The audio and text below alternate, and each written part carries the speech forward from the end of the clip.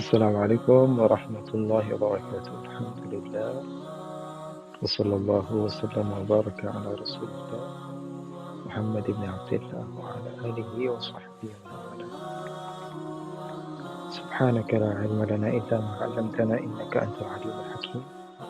Rabbi shrah li sadri wa yassir li amri wahlul 'uqdatam min lisani yafqahu qawli. Wasaddid lisani wahdi qalbi bijahi nabi wal ali wa sahbihi. Allahumma inni a'udzubika min ilmin la yanfa' wa 'amalin la yarfa' wa qalbin la yakhsha' wa du'ain la yustajabu lah. Ikhwani akhwati yang dimuliakan oleh Allah, untuk pertama kalinya saya live di sini di YouTube dan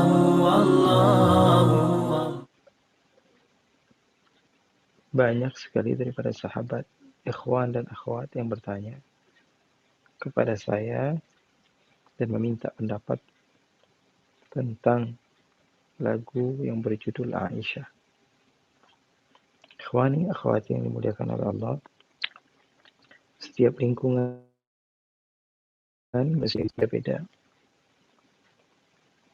Ada sebagian orang yang merasa terganggu dengan hal yang bagi sebagian orang lain adalah hal yang sepele. Maka dari itu, ajaran tazkiyah ketika mereka melihat ada orang yang memiliki tasawuf yang tinggi namun tidak pernah mengkritik orang lain, maka perlu dipertanyakan hatinya.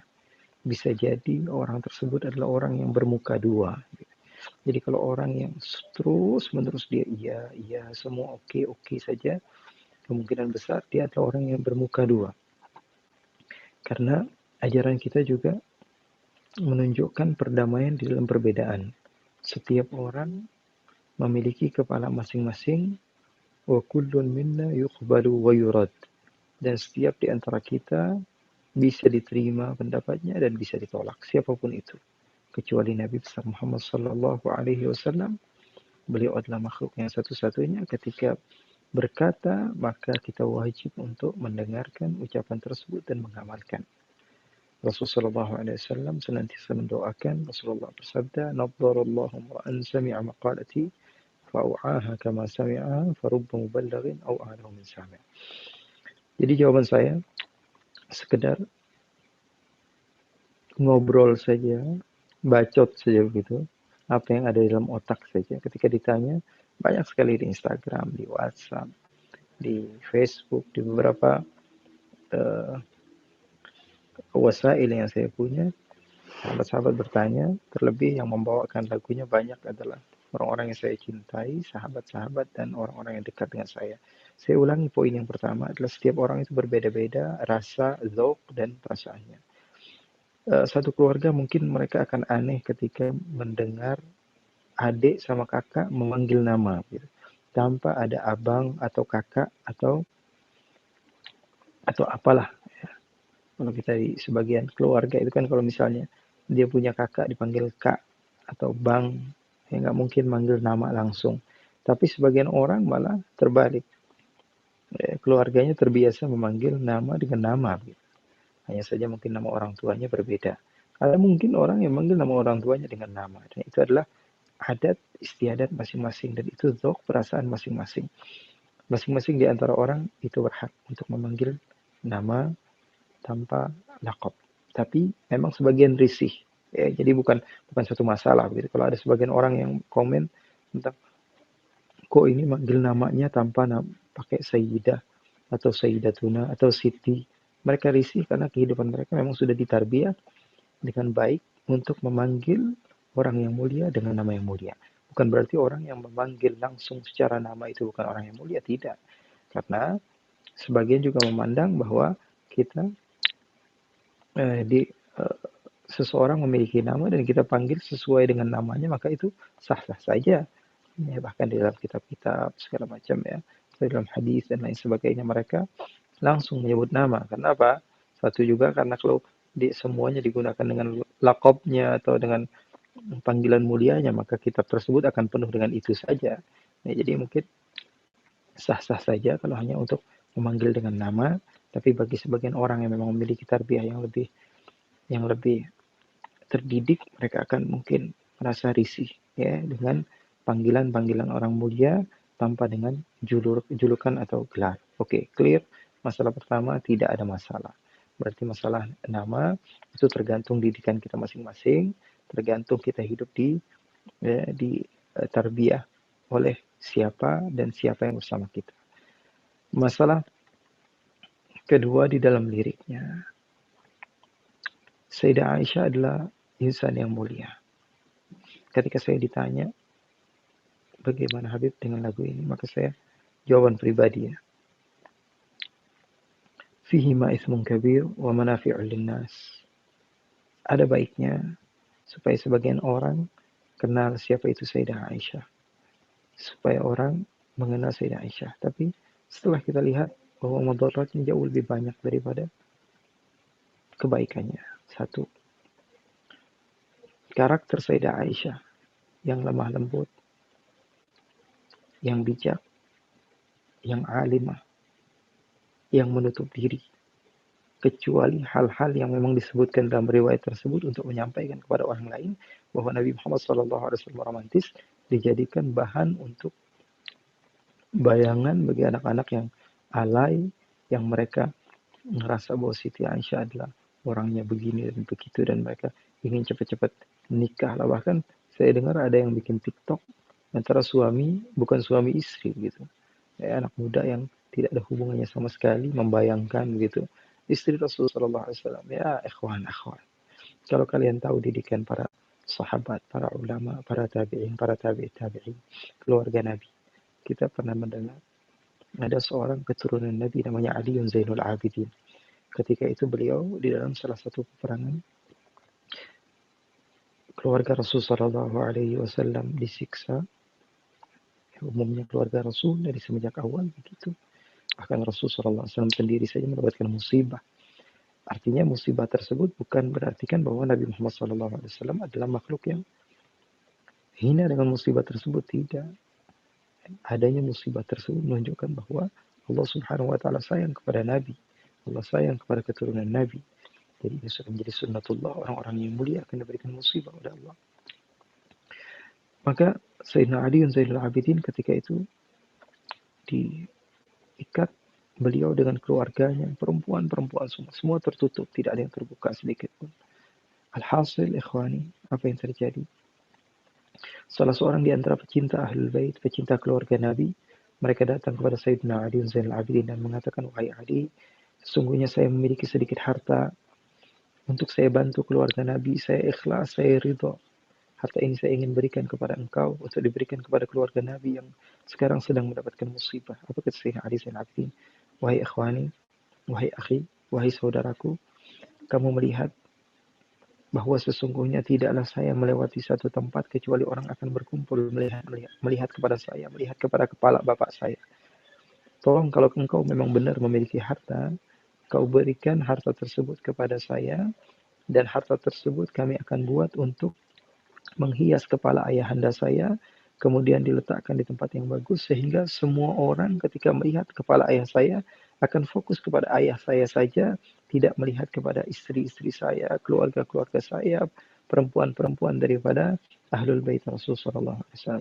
Di saat hal yang seperti itu mencekam kepada keluarga Nabi, mereka masih berpikir bagaimana caranya supaya keluarganya tidak dilihat oleh orang, tidak dilirik oleh orang, tidak dipandang oleh orang, tidak dibicarakan oleh orang lain. Itu adalah tarbiyah keluarga Nabi Muhammad SAW. Ikhwani, kalau memang ada cerita atau riwayat, yang dilihat bukan itunya, tapi bagaimana Rasulnya.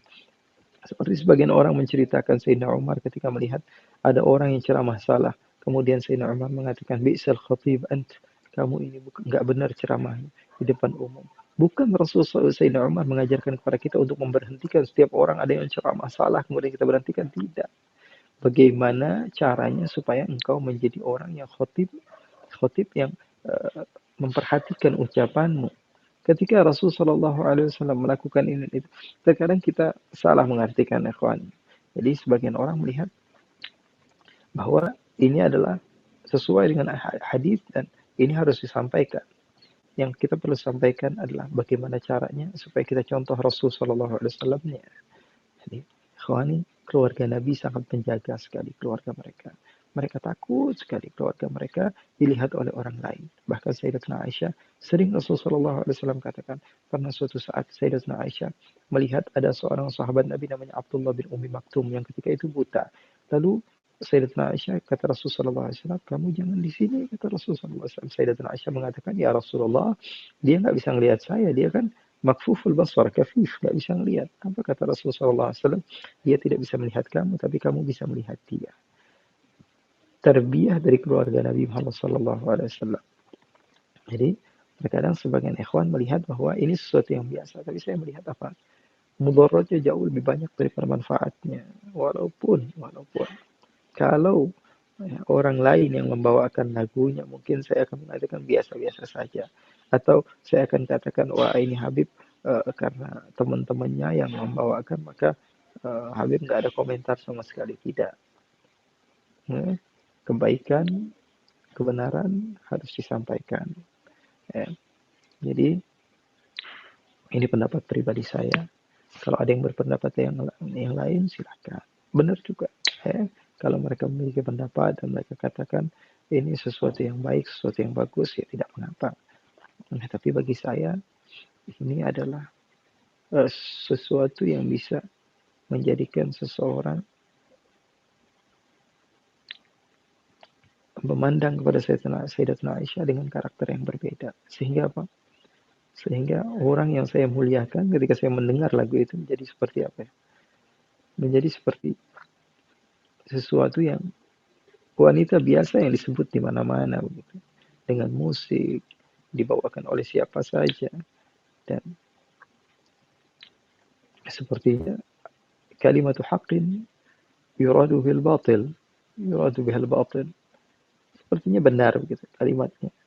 Tapi yang diinginkan adalah dari hal-hal tersebut adalah sesuatu yang buruk. Jangan sampai kita seperti sebagian orang yang menjelek-jelekkan istri Nabi, menjelek-jelekkan keluarga Nabi, atau jangan-jangan ini ajaran-ajaran dari sebagian orang yang memang benci kepada istri Nabi, sehingga mereka membawa kepada kita seperti seperti bungkus yang baik, tapi di dalamnya penuh dengan racun.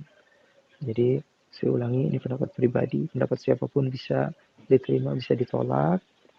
Jangan mengatakan bahwa orang ini salah, orang yang tidak, semua tidak ada yang salah, kecuali orang yang keluar dari jalan agama, keluar dari Al-Quran, keluar dari Sunnah Rasulullah SAW.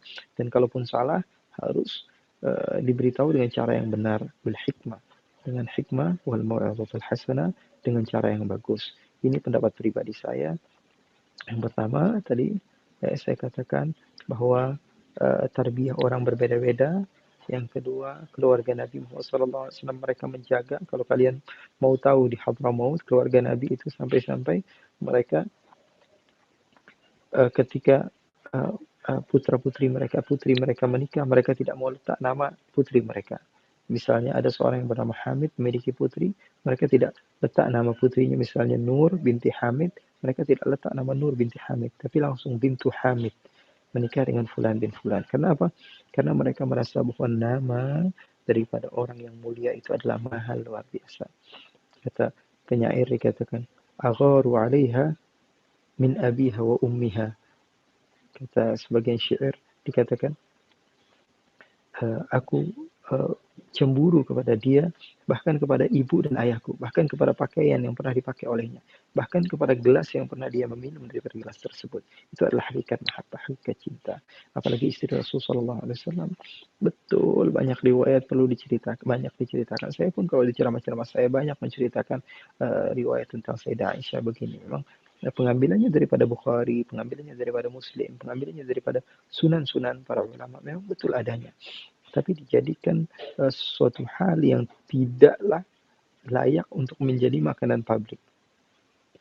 Jadi Sayyidina Abu Hurairah beliau mengatakan, sesungguhnya saya mendapatkan dua tempat air minum dari Rasulullah SAW, dua wadah dari Rasulullah SAW.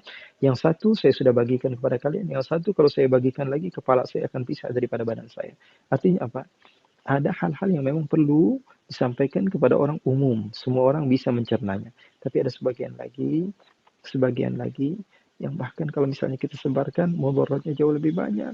Orang-orang Muslim saja sudah berbeda-beda, apalagi orang-orang yang tidak mengenal agama Islam. Ketika mendengar Siti Aisyah orangnya begini, orangnya begitu, mereka akan tahu dan berbicara sesuatu yang tidak baik mengenai istri baginda Rasulullah SAW yang dimuliakan oleh agama, yang disucikan oleh satu surat dari dalam Al-Quran. Ikhwani, Sayyidina Abu Hurairah pernah waktu itu kehilangan Rasul sallallahu alaihi wasallam dan sahabat semuanya mencari di mana Rasul sallallahu alaihi wasallam. Sehingga Abu Hurairah mendapati Rasul sallallahu alaihi wasallam di dalam satu tempat. Beliau tahu Rasul sallallahu alaihi wasallam berada di satu tempat di satu kebun. Akhirnya Abu Hurairah masuk dari lubang kecil sehingga Rasul sallallahu alaihi wasallam terkejut. Siapa kamu? Abu Hurairah, ternyata. Ya Rasulullah, katanya semua orang mencari kamu. Dikira engkau di mana ya Rasulullah? Mencari engkau ya Rasulullah. Kata Rasul sallallahu alaihi wasallam. Kemudian Rasulullah berikan sorbannya atau sendalnya kepada Abu Hurairah. Wahai Abu Hurairah, kamu keluar dari kebun ini, kamu lihat orang yang pertama kali kamu jumpai, katakan Rasulullah akan berikan kepada dia syurga. Abu Hurairah mengambil sendal tersebut atau sorban tersebut lalu berlari mencari orang yang pertama kali mencari Rasulullah. Yang dia dapati adalah Sayyiduna Umar bin Khattab. Lalu apa yang terjadi, ikhwani akhwati? Sayyidina Umar bin Khattab berjumpa dengan Abu Hurairah dengan bahagia dan bangga. Abu Hurairah mengatakan, wahai Umar, sesungguhnya Rasul Shallallahu Alaihi Wasallam mengatakan orang yang pertama kali aku jumpai, dia mendapatkan surga dari Allah. Dan ini buktinya sendal Rasulullah. Apa kamu bilang, kata Sayyidina Umar? Iya, kata Abu Hurairah. Iya, wahai Umar, sesungguhnya Rasulullah menjamin bahwa engkau akan mendapatkan surga. Kemari kamu. Dipanggil mendekat, lalu didorong oleh Sayyidina Umar sampai dia terjatuh. Sayyidina Abu Hurairah bingung, lalu kembali kepada Rasulullah mengadukan akan hal tersebut. Ya Rasulullah, ini Umar kok malah saya dipukul atau dijatuhkan, padahal kata kata Abu Hurairah, saya memberikan kabar gembira kepada dia bahkan bahwa dia akan mendapatkan surga. Apa kata Sayyidina Umar? Ya Rasulullah, sesungguhnya kalau setiap orang dikit-dikit bertemu akan mendapatkan surga, semua orang akan ittikal, semua orang nggak bakalan pernah mau ibadah. Gitu. Ada ya, setiap orang kalau misalnya orangnya misalnya kalau yang mendapatkan kabar itu bukan Sayyidina Umar, maka dia akan tinggal di rumahnya, nggak mau ibadah lagi, nggak mau sholat lagi. Jadi Sayyidina Umar memiliki dalil ketika melakukan hal yang sedemikian rupa sehingga Rasulullah SAW mengiyakan apa yang dilakukan oleh Sayyidina Umar bin Khattab. Ya Rasulullah SAW, amaliyah Rasulullah, amaliyah dengan keluarga Rasul. Seperti Rasulullah SAW berlari-lari dengan Siti Aisyah. Bukan menjadikan hal untuk dijadikan bahan bagi anak-anak muda yang pengen cepat nikah dan lain sebagainya. Ya, jangan nipu diri sendirilah. Kita tahu kita tuh sama lagu yang seperti itu seru-seruan doang gitu kan. Asik-asikan doang. Ya. Apa yang mau dicontoh daripada itu? Yang harus kita contoh itu Nabi Muhammad SAW. Ya, bagaimana Rasulullah SAW mampu berkomunikasi dengan orang yang di bawah usianya. Kepada Sayyidatuna Khadijah, kepada Sayyidah Saudah, kepada Sayyidatuna Aisyah, kepada Sayyidah Maimunah, kepada Sayyidah Ummu Salamah, dan lain sebagainya. Rasulullah SAW mampu berkomunikasi dengan baik sehingga semuanya menganggap diri mereka adalah wanita yang paling dicintai oleh Rasulullah SAW. Jadi intinya saya balikkan lagi, kalau kalian suka itu hak kalian. Saya pun tidak menghalang-halangi, hanya saja memberikan kejelasan kepada sebagian orang. Karena sebagian orang mungkin mendengar dengan pandangan yang negatif, tapi sebagian orang lagi enggak kok, saya dengerinnya positif-positif saja. Sudah berarti itu hak dia untuk mengiyakan apa yang dia yakini, yang dia pahami. Tapi untuk saya, karena ini adalah makanan publik, maka saya harap untuk ya, tidak semua orang ya yang yang yang yang memiliki iman tidak sekuat kamu mendengarkannya sehingga apa? Sehingga akan menjadi lelucon saja ketika dia share kepada teman-temannya yang tidak mengenal agama Islam. Mereka akan, oh begini dan begitu, agama Islam itu mengajarkan begini dan begitu, sehingga mereka tahu, sehingga ini membunuh karakter Ummul Mukminin Sayyidah Aisyah radhiyallahu taala anha yang amat dimuliakan, yang kita junjung tinggi, yang kita akan jadikan beliau adalah fida ruhna, beliau adalah tebusan bagi ruh kita. Dan insya Allah Allah berikan manfaat kepada kita semua. Amin ya rabbal alamin. Saya minta maaf dan saya harap seperti yang saya ulangi, saya katakan di awal tadi, saya ulangi sekali lagi bahwa yang mengiyakan itu benar, yang tidak iyakan juga benar, yang mentidakkan juga itu benar. Jadi semuanya benar, hanya saja kita lihat hadis Rasulullah SAW. Jawaban saya satu sih, hadis Rasulullah, istafti qalbak. Kamu tanya sama hati kamu. Karena albir matma'annat ilaihin nafas. Kalau hati sudah tenang, yakin, itu namanya kebaikan. Tapi kalau misal eh, ada ribah, ada keraguan, berarti tinggalkan. Kata Rasulullah, da'ma yaribuka ila ma la yaribuk. Wa sallallahu wa sallam wa baraka ala sayyidina Muhammadin warzuqna kamal al-mutaba'ati lahu zahiran wa batinan fi afiyatin wa salama walhamdulillahi rabbil alamin. Assalamualaikum warahmatullahi wabarakatuh.